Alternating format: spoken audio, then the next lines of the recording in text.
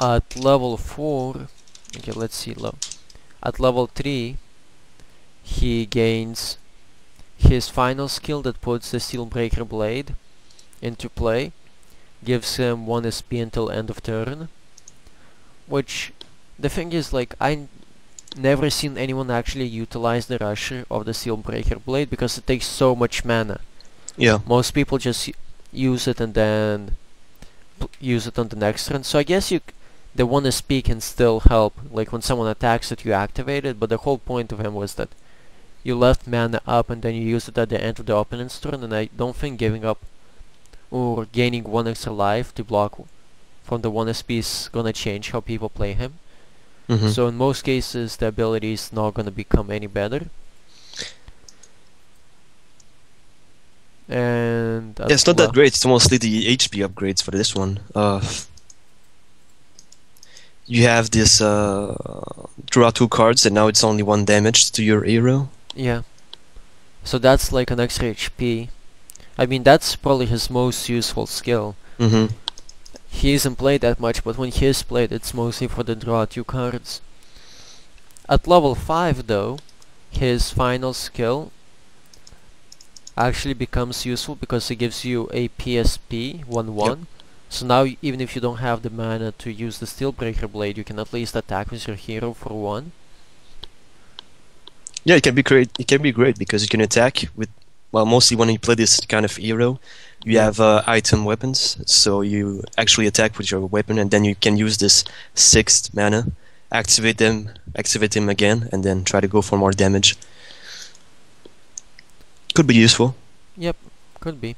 But not the best upgrades. Mostly the HP upgrades for this one. Yeah, well, he wasn't that good to begin with, and so slightly improving that skill still leaves you with bad skills, basically, at the end of the day. Yep. Okay, and I guess we'll talk about Erwin 1 Bergman. Probably the most used hero, I think, for Aspire. He's okay, so he seems good.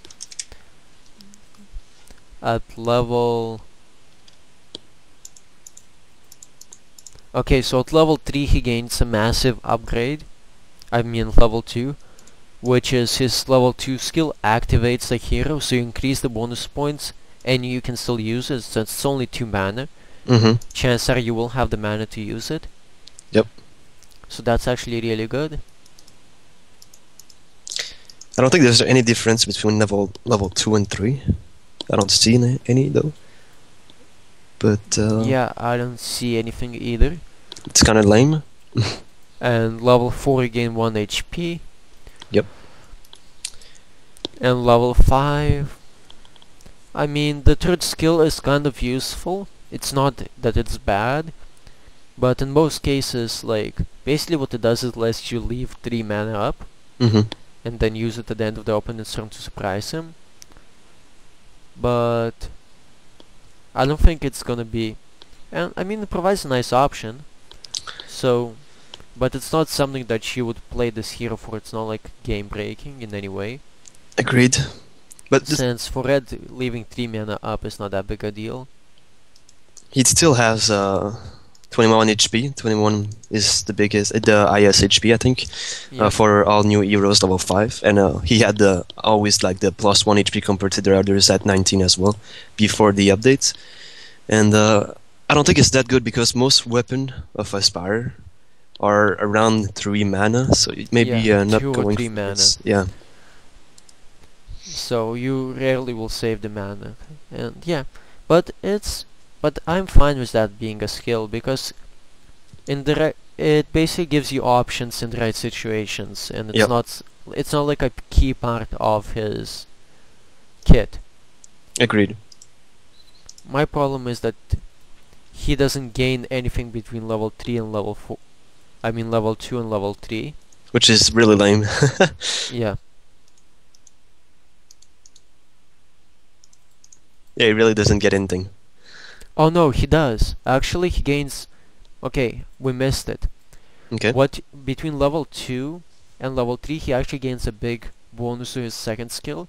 It goes from destroy target Aspire weapon to destroy target Aspire item which is a alright. big difference. Yeah, agreed. You can use like those crude shields that only cost 1, I think, with Ace or whatever. Yeah. Can be great. So actually, I think he's an example of leveling done really well, where all the ability, like every level, you feel like you're gaining something, but at the same time having a level 5 versus a level 1, it's not the end of the world. Yeah, it's 2 HP, and level 5 to level 1, or like level 0, yeah, 2 HP to level 0. It's 2 HP, and like both of your skills basically are slightly better. It's not game changing actually. There's no crazy. Yeah. We don't saw any yet, but I don't think there's any crazy abilities that's gonna change the game. Yeah, but I mean, like, if you're a skilled player, you like, can still win. You don't feel like you are getting completely outplayed just because he's a level 5. Exactly. Yeah.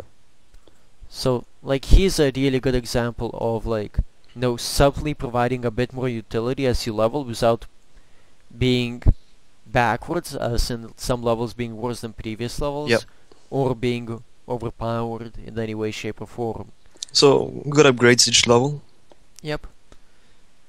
Okay, and Becker? I guess we'll talk. Yeah, we'll talk about Becker. So this hero can choose only once. Yeah, deal X damage to target creature opponent. I mean, the first ability, in my opinion. Huh?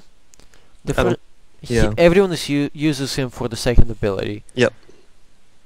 Giving Veiler to him is really big deal. And then he can be activated. Yeah, it can be good. Yeah. Basically, like with items, he gets to attack 2 or 3 times or whatever. Not items. You use him with spells that give him AP until end of turn rather than the end of battle, and then he can attack 2 times. And Veiler is permanent, so. Yeah.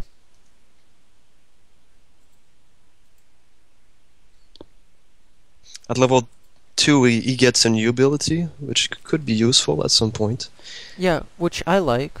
I mean, it's still probably not as good as the Veiler ability, but it's a lot cheaper, and it's kind of like an emergency. Oops, I need to get rid of that 1 toughness condition. Exactly, yeah. Now.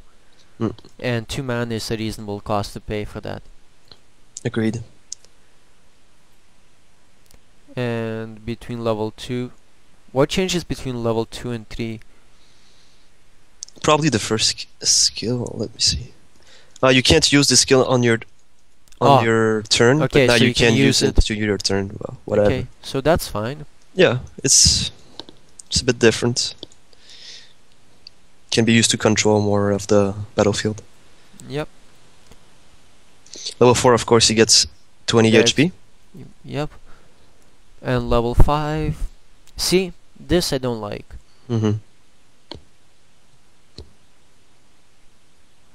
Now his last ability is an endgame ability. It's very different from what he used to have.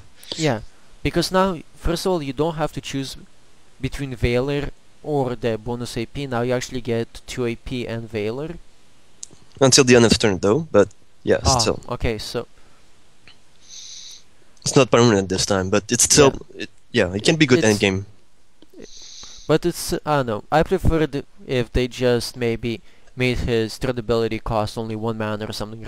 I don't like when they completely change things up, because basically the 7 mana ability and the 2 mana ability, they do different things. They're not like